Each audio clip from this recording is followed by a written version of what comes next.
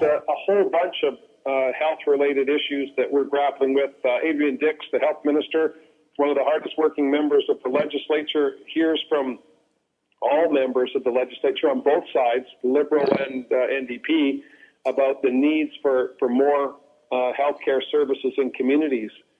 We've got a big challenge on our hands that the former Liberal government made commitments and then didn't follow through on them outside of the Lower Mainland. So places like Terrace and Fort St. James and Williams Lake, small communities around BC, had every expectation that the government was working on new health facilities for them.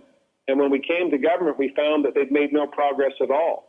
We committed during the election campaign, and Jay Group and Ginny and Rashna particularly, and Gary as well, were all front and center on talking about the need for new acute care facilities in Surrey, and we've committed to getting that planning process started, and we'll do that into the new year. But you can't build a hospital overnight. There's a practical way to proceed through this that's been in place for many, many years, and we're going to follow that. But we've got outstanding commitments, not we, the NDP, but the government of BC, to communities right around BC that have not been fulfilled by the Liberal government. And over 16 years, they made investments in healthcare, strategic investments, but the growing population, the aging population needs more services. And so we're looking at innovative ways to provide that service through primary care facilities, urgent care facilities in communities where, like Surrey, where there's a fast-growing population, and long waits in emergency rooms, long waits in hallways for access to a ward so that you can get surgery if you need it.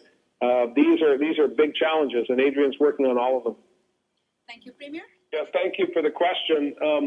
I know my colleague Ravi Kalan from Delta North has been asking questions about that. So have I. We've asked the ministry responsible to the Municipal Affairs and Housing Ministry to find out what the status of the grant is, a $200,000 grant, whether the organization can provide us a status update on what they've done with the monies, and I'll have something to say on that. So once we hear back, but this is a significant amount of money. I know from being a member of the legislature for a dozen years now, community groups in my area and right across BC annually ask government for help to provide services in community, and that's an important part of our economy, important part of our economic and social development.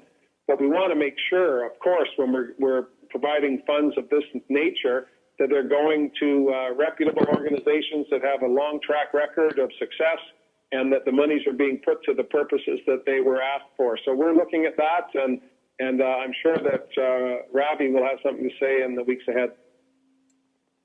Thank you, Premier. So people here on work permits, for example, who we've invited to come and help our economy grow, were captured by that. Even if they may want to spend the rest of their days here, they were being penalized. Some of that money was making its way into the housing market. We're still looking at that. But we don't want to we want to make sure that families can afford to live in British Columbia, particularly in fast-growing areas like Surrey, Smithers, Vernon, as well as ensuring that we're putting money into not-for-profit construction so that we can get low-cost residential. And there's a whole bunch of health-related issues that we're grappling with. Adrian Dix, the health minister, one of the hardest-working members of the legislature, hears from all members of the legislature on both sides, Liberal and NDP, about the needs for more healthcare services in communities. We've got a big challenge on our hands that the former Liberal government made commitments and then didn't follow through on them outside of the Lower Mainland. So places like Terrace and Fort St. James and Williams Lake, small communities around BC, had every expectation that the government was working on new health facilities for them. And when we came to government, we found that they'd made no progress at all.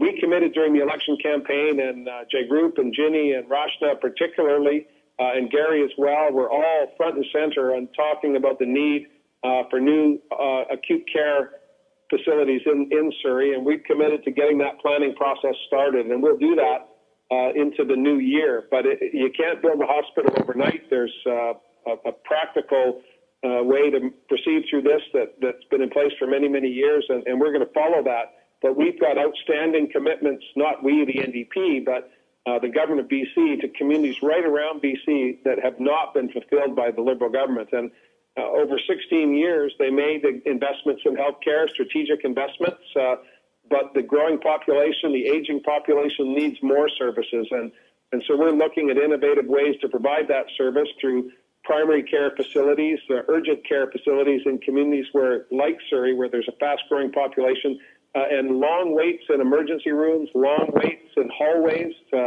for access to a ward so that you can get surgery if you need it. These are big challenges, and Adrian's working on all of them. Thank you, Premier. I'm not sure if I can give you a direct answer on that. I know Minister Eby is looking at a whole range of issues to try and reduce costs, but we also, having a local agent to purchase your insurance from and give you advice on what type of deductible you want, what type of collision or comprehensive insurance you want, I think make sure that we have appropriately insured vehicles and drivers in British Columbia. So I would say at the top, the small businesses, largely small businesses that provide those services are important to reducing our costs and protecting policyholders in the long term. But having said that, I've given Mr. Eby a mandate to reduce costs, and so he's looking at every opportunity, and that may well be one of them. Thank you. The next question is from Mr. Amarpal Singh, Canada Community Times.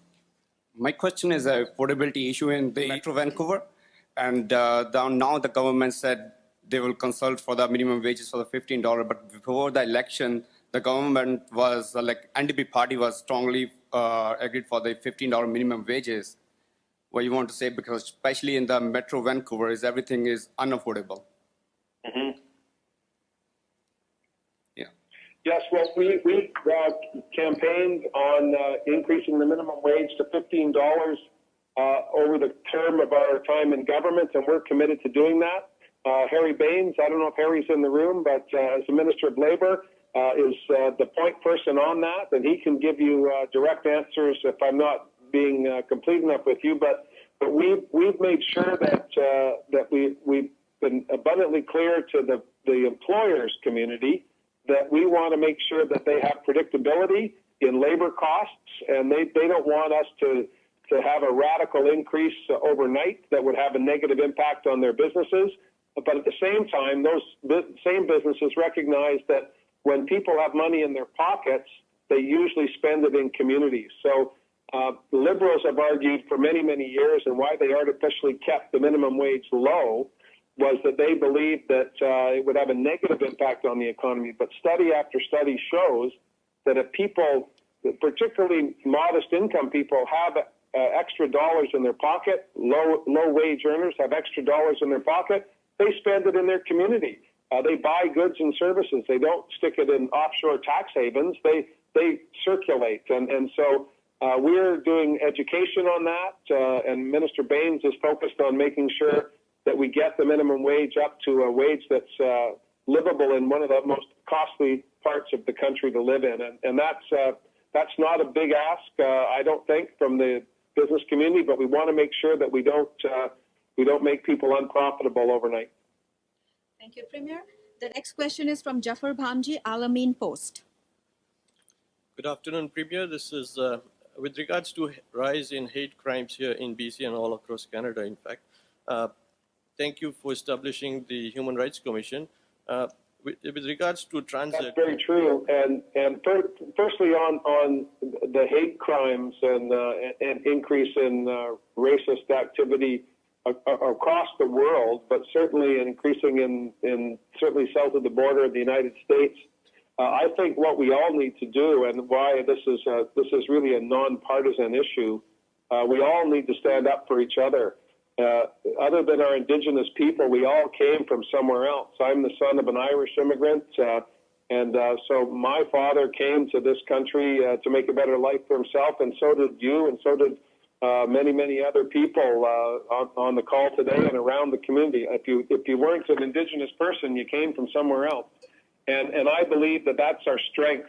And I'm so proud of the diversity we have in our government caucus, South Asian, Chinese Canadian, Filipino Canadian, Indigenous people, as well as LGBTQ members. So we are a diverse, dynamic group, and I think our communities are reflected in that. And we need to stand together against hate and against racism.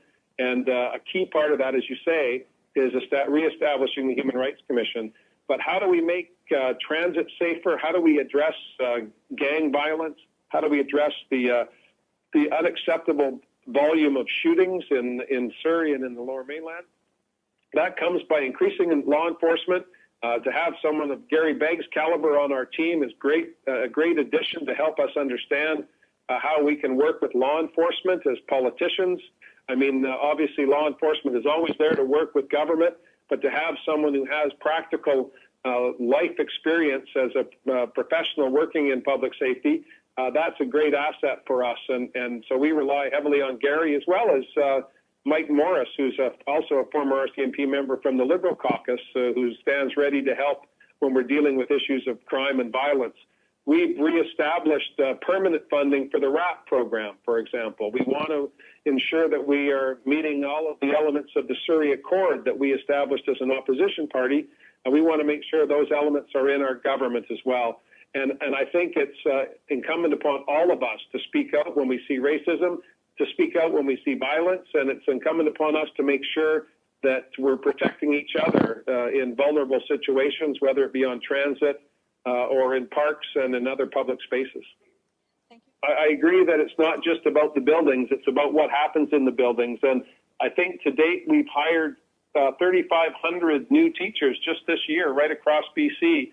And that's just the beginning. We are going to have to, as our populations start to grow again, there was a decline in student populations 10 years ago. That's turning around.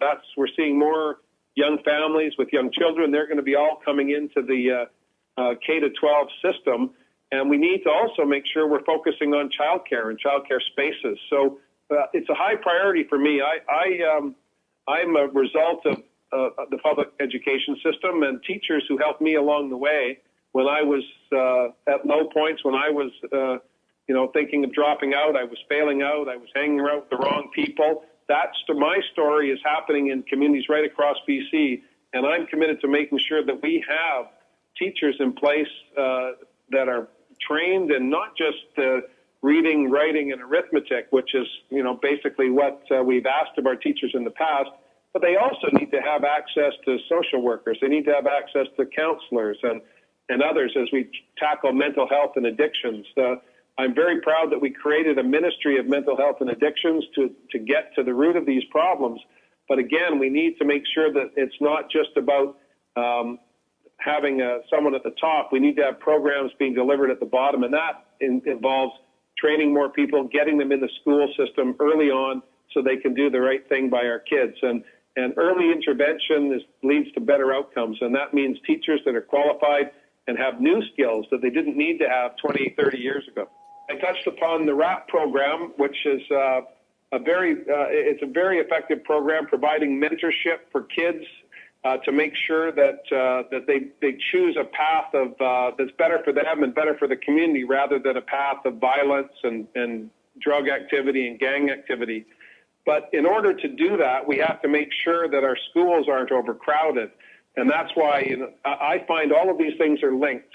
The legalization of marijuana is coming. That's a federal decision that was made. We have to have in place distribution systems and law enforcement in place for July of next year. And we want to make sure that we eliminate the black market and get the criminals out of the marijuana business by regulating it effectively, making sure we keep it out of the hands of children as best as we can. And that will, I think, take some of the wind out of the gang sales. But we have to stop the flow of young people into the gang lifestyle. And there's a whole bunch of ways we can do that. I believe I'm a sports guy, but whether it be music or drama or any other type of extracurricular activity, if our schools are overcrowded, if there's 2,000 kids in a school built for 1,200, that means there are kids that are not accessing programs like the band program or the arts and culture programs or the sports programs. to give them a diversion away from the negatives that come with gang lifestyle. So I think providing opportunity for people is the first step.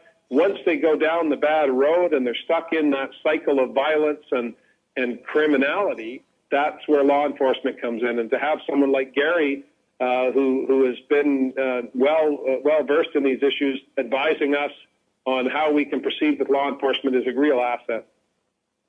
Thank you, Premier. So what are the key points that this regulation will focus on, and how is it going to control the existing overdose crisis that's going on?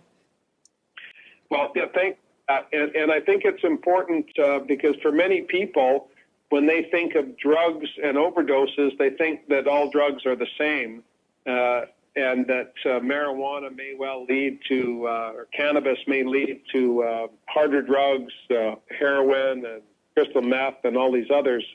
But there's a lot of evidence that shows that there's many people in our community that are using marijuana now that will just seamlessly transition to regular outlets. And Minister Farnworth announced that we'll be having a wholesale system that will be controlled through our liquor distribution branch, because we already have a controlled substance, alcohol, that we distribute to stores, private and public, through a local main distribution center. So that's how we'll manage the legal marijuana.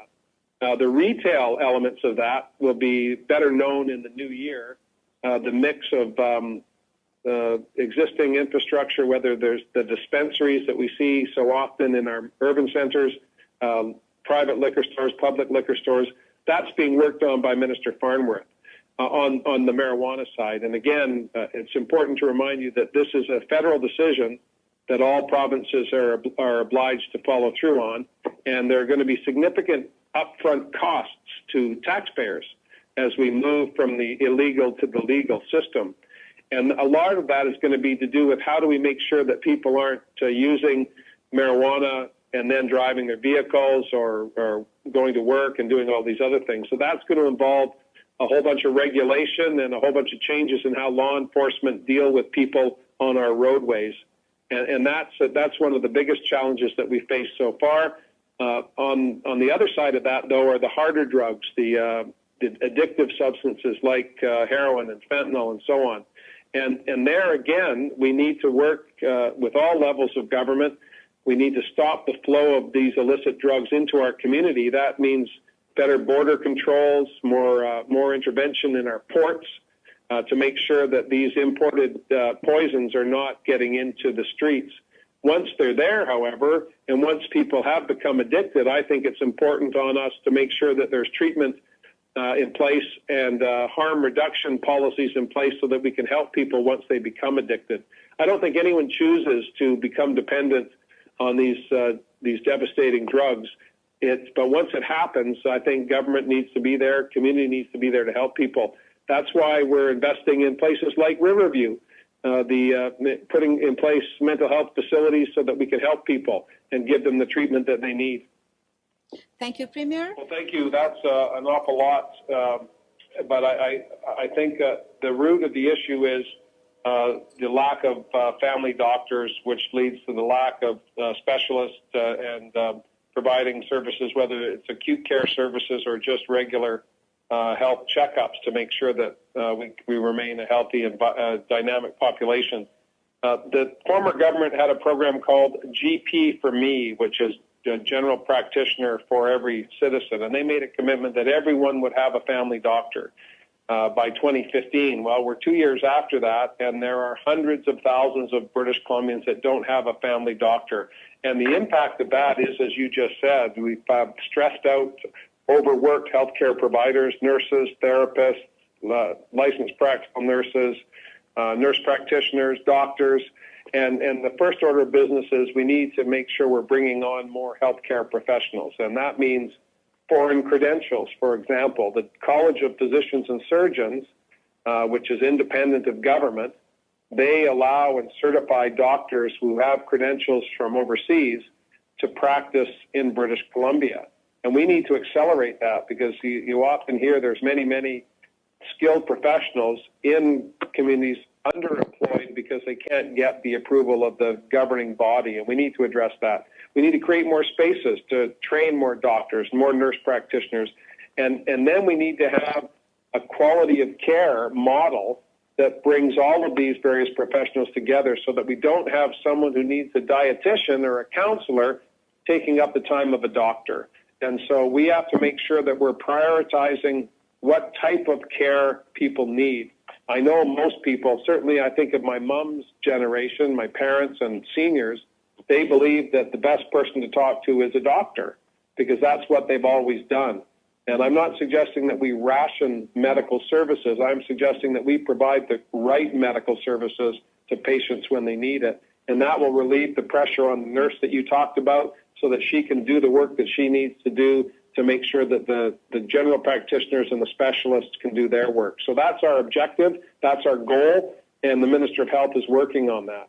On mortgage issues, again, the housing file is a vital one. It was fundamental in the election campaign in the Lower Mainland. I heard over and over again from young families, skilled professionals, as well as others, that they couldn't get access to housing, whether it was rental housing, buying into the market, or just being close to where they work.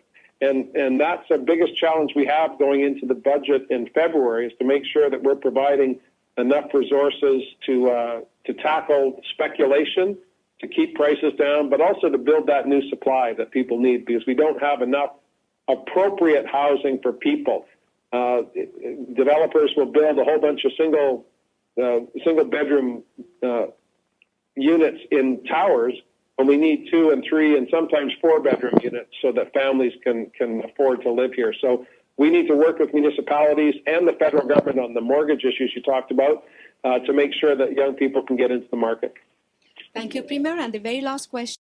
Yeah, well, certainly the tax credits were started with Mike Harcourt and Glenn Clark governments of the 1990s, and other jurisdictions in Canada, particularly Ontario, but also Alberta now, have brought in similar programs, and that's reduced the cost of productions right across the country. We have an advantage because we're in the same time zone as Hollywood. We're just up the coast. We have a skilled workforce that provides set design, production, animation. The post-production work that's done in our high-tech sector is unparalleled. So we have a competitive advantage by our location, but we also have to remain competitive on the tax structure. So we're monitoring that closely. We want to make sure that if there is a decline in production, that we look at the reasons for that. Sometimes these are cyclical and involve whether Hollywood's making the right movies or the right television productions or the right animation for the marketplace, and they may just be making bad choices. I know this will come as a surprise, but there's some lousy movies out there. I've spent 2 hours in theaters wondering why I spent the money. So the product has to be appropriate, and with Netflix and other technology-based or computer-based technologies, people are finding cheaper ways to get their entertainment, which drives down the profitability, which means that we have to be more aggressive on the tax side to keep productions in British Columbia. But we also, as you say, need to look at others other than Hollywood to help that grow. And Lisa Baer was down, our Minister of Tourism, Arts and Culture, was down in Los Angeles just over the break before the House rose, talking to producers, talking to the film industry about what their needs are.